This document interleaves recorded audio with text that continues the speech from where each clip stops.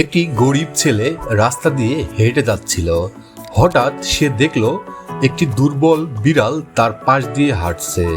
ছেলেটি বিড়ালটিকে ঘরে নিয়ে গেল এবং খাবার দিল আর অনেক যত্ন করলো। রাতের বেলা বিড়ালটি চুপি চুপি বাইরে বেরিয়ে গেল। ভোরে ছেলে জেগে দেখে মেঝেতে ঝকঝকে সোনার মুদ্রা। প্রতিদিন রাতেই বিড়াল হারিয়ে যায় আর সকালে সোনার মুদ্রা পাওয়া যায়।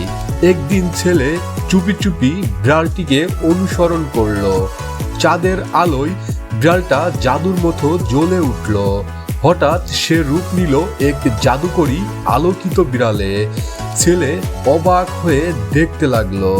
বিড়ালটি তাকে শেষবারের মতো তাকিয়ে দেখলো এবং আলোয় মিলিয়ে গেল।